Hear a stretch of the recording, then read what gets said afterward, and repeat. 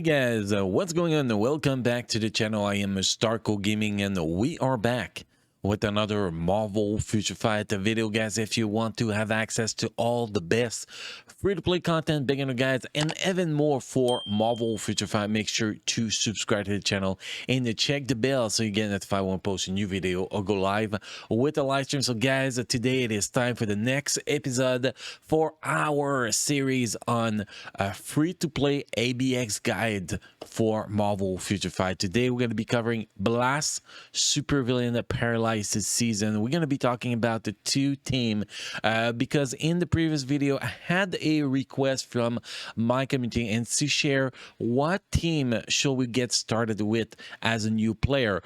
You know, what team will give you the bare minimum between 300 and 600,000 points. So we're going to be talking about that team. We're not going to be covering that team in Alliance Battle stream today. We're just going to be talking about it because I plan to do that in future video to bring a lower team to actually showcase that too.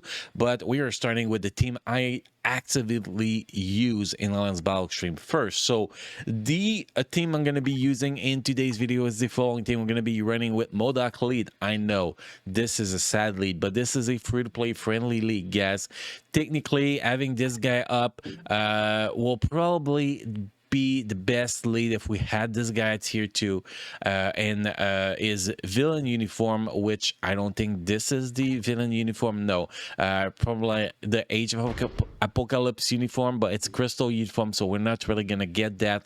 So that will technically be the best option for him, which we're not gonna do because we're not really gonna build him for tier 3, so it's not really the point. So if you do have this guy with his 750 crystal uniform, that will be the better lead here. But if you don't have him, pretty much any all attack or energy attack lead will do the job. So for me, this is MODOK. MODOK is going to be the most basic lead here. We're going to be running main with Moonstones, and we're going to have a second characters, which is going to be second DPS characters, which is going to be Mephisto. Mephisto is going to be there for one thing, and it is to cancel the war from the Frostbeast, pretty much, because he's going to be able to do the Paralyze.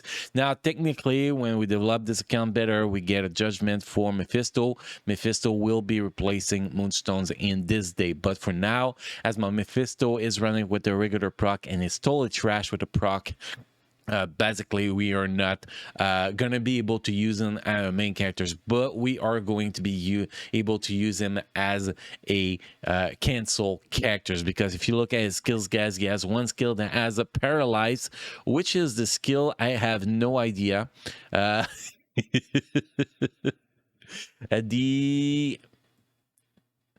Which skill is it? Is it the tier 3 skill? No. Okay, so I missed something on one of the skill. I forgot which skill. Oh, it is the second skill. So technically, you only need to have this guy as 1 star. So as soon as you recruit this guy, you can actually just get him to level 45. And you're going to be good to go because you're going to be able to use that second skill when you actually want. So you don't need a 6 stars Mephisto to make this team work. By the way, guys, you just need your Moonstone, your lead, and your Mephisto for the Paralyze. And if you do not have Mephisto for the Paralyze, guys, there is other option, which will actually be, if we jump in here, we can actually showcase them real fast here.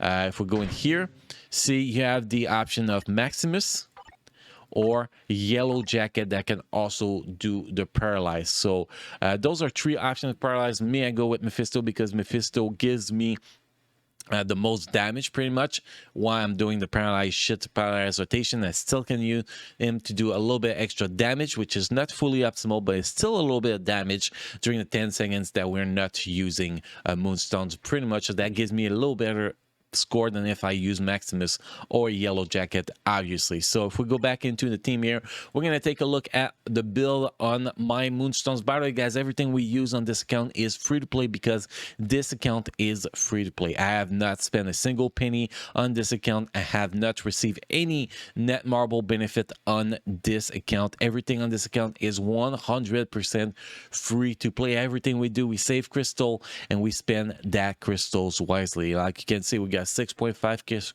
4k crystal right now. This is because we are being smart and we are saving for Black Friday. We're going to be sharing our plan for Black Friday in the next few videos, guys, because the plan is getting ready. I think that I'm starting to figure everything out that I want to do on Black Friday, and we're going to be talking about that pretty damn soon. But for today, it is Alice Ball Extreme Blast Supervillain. So let's take a look at the stats we have on her. We have max cooldown, max single defense, max critical damage, max critical rate, max attack speed, 48,789 energy attack. That is with the Modok leadership. Now, if we look at the gear here, you can see we have 2 blessings per gear with 6 stars. Well, mythical energy attack hero. Those pretty much what matters on the build. And yes, she is going to be probably your best characters once you get her for a very, very long time. So she is definitely the first target for your energy attack Odin blessing, by the way, guys.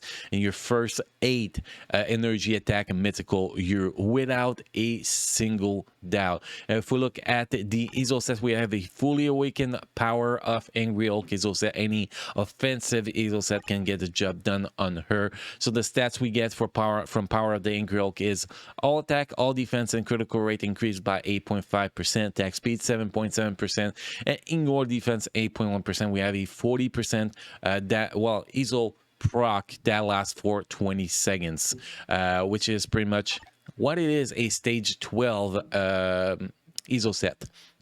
So that's the Iso set custom gear. We have a CTP of energy. As a free-to-play, this CTP energy was actually pretty damn easy to get, guys. I went with the Hela uniform, got that CTP energy. That was the first CTP energy we got on this account, and we threw it on Moonstones right away. We could have got it earlier and put it on Sharon Rogers. No, we wanted that CTP energy on Moonstones because she is going to be more important early game than Sharon Rogers, definitely. So Moonstone got that CTP energy. From there, again, 100% free to play, guys. So we have not the best single dodge on that CTP, but it is 200% proc and 30% chain of damage. That is all that matters. So this is the build we have under. Now the rotation is going to be pretty simple. Rotation number 1 is going to be 4, 2, 5, 6, and then 3. Proc on 3. Rotation number 2 is going to be 4, 2, 5, 3 proc. Those are the basic of the rotation. Yes, you're going to do some alternates of those rotations during the fight, but those are the basic, guys. This is literally what you are going to be doing with her. So those are the 2 specific rotations you need to be paying attention. Now, you're not going to be able to do them, you know, back to back. It's going to be because the skill cooldown don't really fit. So basically what I technically do personally when I'm running her in any content pretty much is that I'm going to start with the first rotation, which is going to be the 4, 2, 5, 6, 3.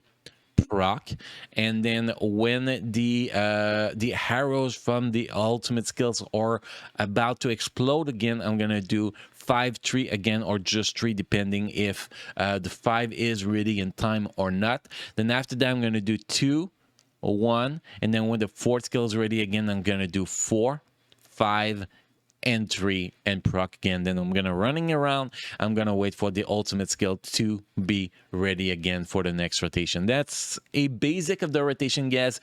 Obviously it gets a lot more complicated than that because sometimes proc don't trigger on something, sometimes the cooldown don't fit because you cannot press the button fast enough and some skill did not go out or something like that. So much can happen. Also, you had to switch to your paralyzed characters and that messed up your rotation a little bit. You know, a lot can happen, so rotation is going to change along the way, that's for sure, but that's part of the plan, guys. And now if we talk about the free-to-play team, guys, the free-to-play team you're going to be kind of going to use is actually pretty simple. We sort that by blast. It's actually already sorted by blast. We're going to sort supervillain because those are the only characters we can actually use, and it's not really that, well, it's the other early team. You know the team for 3 to 600,000 points.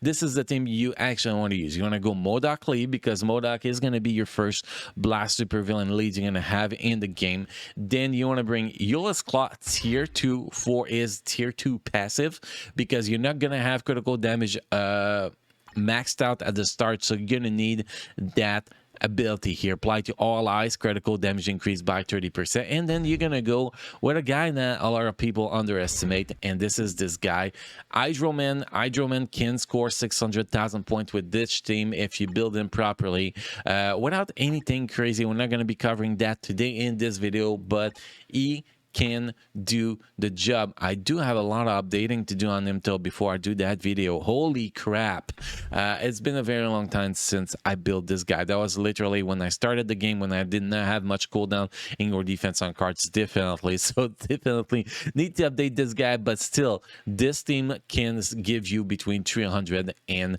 600,000 points. Now you do not have a Paralyze in this team, so technically if your critical damage is high enough, you could replace Euless Claw with a Yellow Jacket or a Maximus without a single doubt. So those are the basic teams for free-to-play players in Marvel Future Fight for Blast Supervillain until you actually have your Mephisto fully freaking ready. By fully ready, I mean CTP at Judgment level 70, gear 25.